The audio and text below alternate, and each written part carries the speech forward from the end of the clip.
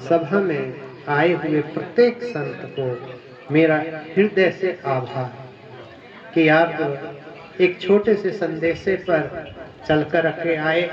बहुत बहुत धन्यवाद है आपको, बहुत बहुत आपने कृपा करी है, बहुत आभार है आपका, ये धन्यवाद है। इसके पश्चात मेन चीज है, मैं सीधा उसी पे आता हूँ। आज लंबी चौड़ी कोई बात नहीं है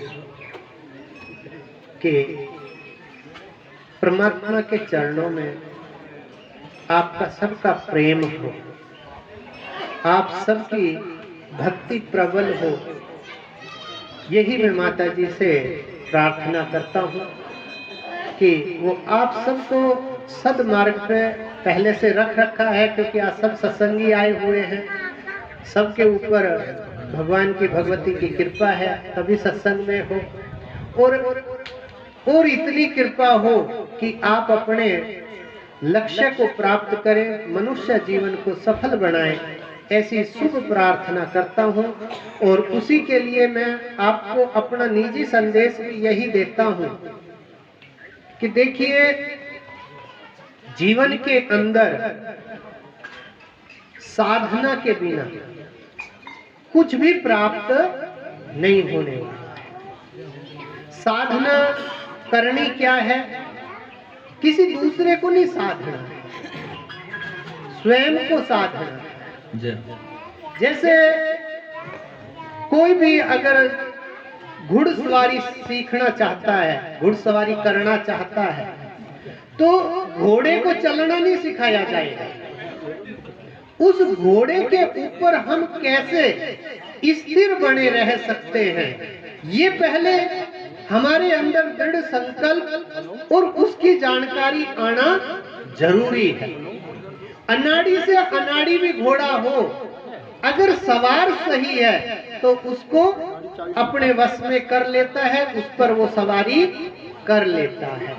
और भक्ति के मार्ग में भी हमारे जो संत क्या कह रहे हैं कि ये इंद्रियां जो हैं ये घोड़े हैं, बाबू सिंह जी के साथ भेज रहा हूँ, नीचे आ रहे हैं। इनका गाड़ी के पास जो गढ़वाड़ा है, सारथी है, वो मन है।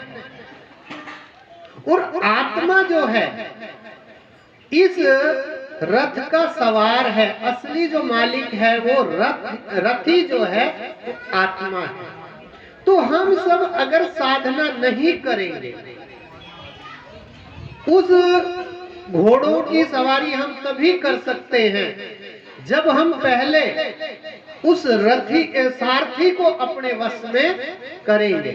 अगर सारथी आपके वश में नहीं है तो फिर वो जिधर मन करेगा उधर लेके जाएगा आपको। फिर घोड़ों के ऊपर उसके कितना नियंत्रण है ये मायने नहीं रखता है। मायने ये रखता है कि पहले आपका सारथी आपकी सुने।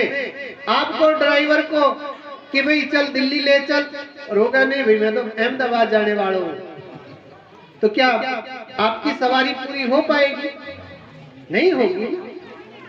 वैसे ही यही शरीर के अंदर है। किसी बाहर की साधना हमें बाद में करनी है, दूसरों को हमें कंट्रोल बाद में करना है, पहले स्वयं को करना है। और स्वयं को करने के लिए इस आत्मा को प्रधान बनाना पड़ेगा।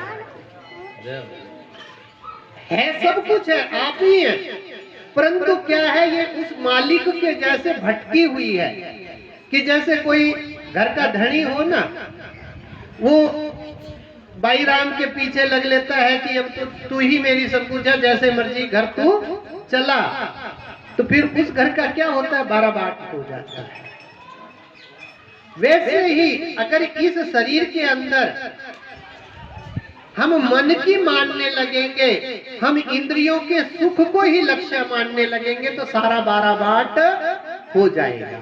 बस उसके लिए हम सबको कोशिश करनी है, और वो तभी कर सकते हैं जब हम अपने आप का साधन करेंगे, अपने आप को कंट्रोल में लेंगे। बस यही कोशिश हर साधक को करनी चाहिए।